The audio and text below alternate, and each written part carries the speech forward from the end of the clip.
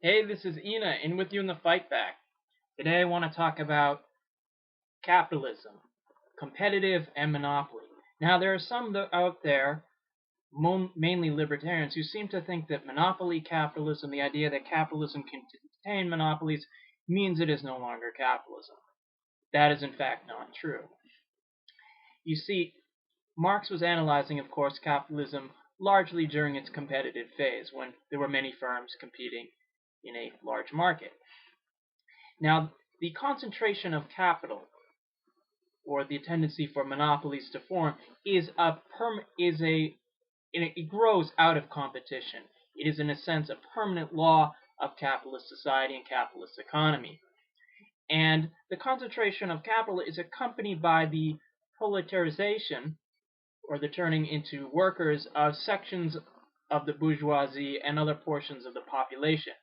And furthermore, the concentration of capital, the tendency for monopolies, brings with it the expropriation of a certain number of the bourgeoisie by an even smaller number of the bourgeoisie.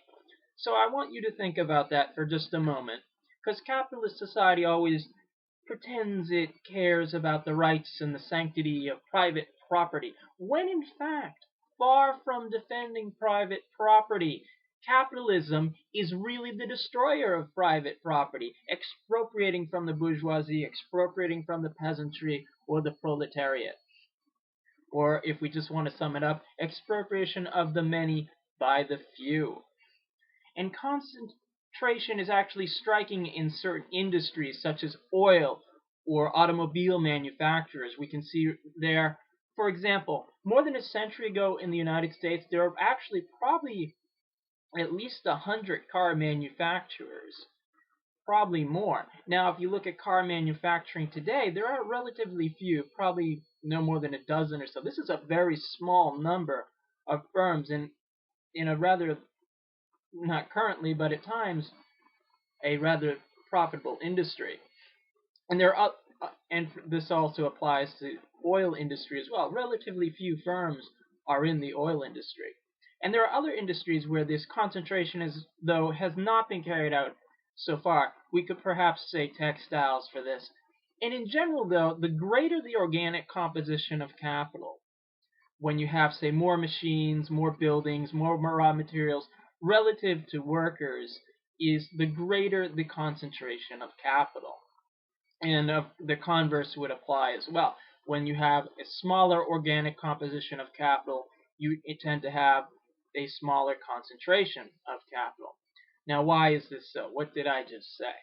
Well, with a smaller organic composition of capital, is in a sense, less capital is required at the beginning when you're setting up your business in order to enter a particular branch of industry and establish a new venture.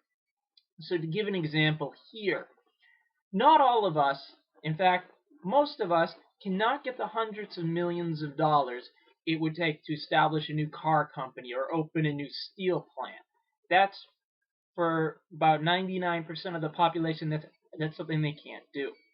Yet, for a larger portion of the population, it's much easier to, say, open a restaurant because the net level of capital needed is much lower. Now, capitalism was, of course, born in free competition and needs competition. That's true. Yet, competition produces concentration, which in turn produces monopoly, which is the opposite of competition. So how does this all make sense?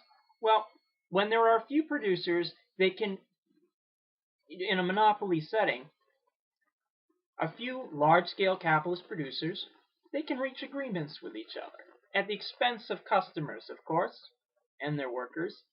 In dividing up markets, you take area A, I'll take area B. Kind of simplistic, but you get the point. They divide up the markets between them, and they pretty much prevent not just new competition coming in, but they prevent lowering of prices. They keep their prices high. So, in the 140 odd years after Marx wrote Capital, the dynamic of the system seems to have changed.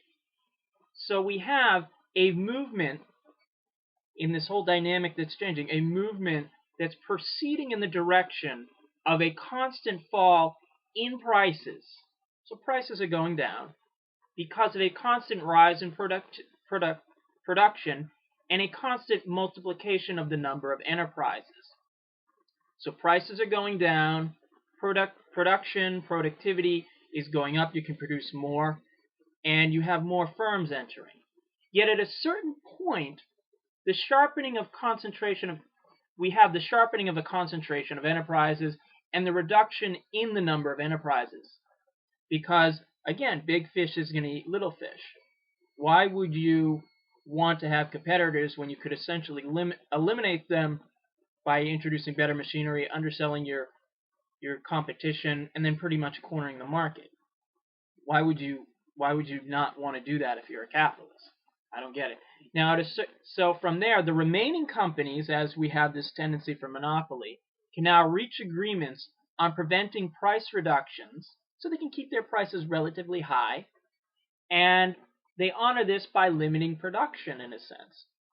So you're only producing a certain amount. You're not producing to say 100% capacity. You're just doing enough to make sure that you're making a certain level of profits. Now, monopoly capitalism displaces competitive style capitalism, and this is largely traced to the end of the 19th century with the rise of modern imperialism. Now, when we talk of monopoly capitalism, this does not mean, let me emphasize that, it does not mean that there is no competition. There is no such thing as a competitiveless capitalism. You need competition in capitalism. We simply mean that in monopoly capitalism, we have a capitalism that no longer strives to lower prices by increasing in production. And they instead are using, what we have is we're using a method of dividing up the market. So why do capitalists who compete with each other now limit production and limit competition? Well, this would increase profits. They only do this to bring more profits. Limited production means increasing prices and more profits, and in a sense, more profits will bring you more capital accumulation. Yet new capital can't really be invested in the same branch because remember, you're limiting production to a large degree. Since this increase of productive capacity would in turn lead to an increase in production and lower prices, cutting into your profits. So what now? Well, at the end of the 19th century, capital spreads itself throughout the world. We have the export of capital throughout the world. And this would be from the more so-called advanced capitalist countries, say France, Germany, the United States, and so on and so forth. And this enables capitalist enterprises to set up, in a sense, branches in countries where monopolies haven't entrenched themselves, or even where capitalism has not really been developed at all. And a consequence of monopoly capitalism is that in certain branches and in certain countries is that the capitalist mode of production is reproduced in branches that are still free from monopoly capital and in countries which have not yet become capitalist. So you can see this, for instance, 200 years ago, there really was not much in the way of capitalism in, say, Egypt. By the time the British Empire was in there, you had capitalist branches of industry established there. And because there really was no competition there, because the British were pretty much the only game in town, as it were, they were able to establish a monopolistic system. They're able to reap all sorts of super profits from their exploitation of Egypt. And this example could, of course, be multiplied in other colonial settings and in other branches of industry as well. And in a sense, this export of capital is how colonialism or modern imperialism emerged at the end of the 19th century and spread its cancer throughout the world.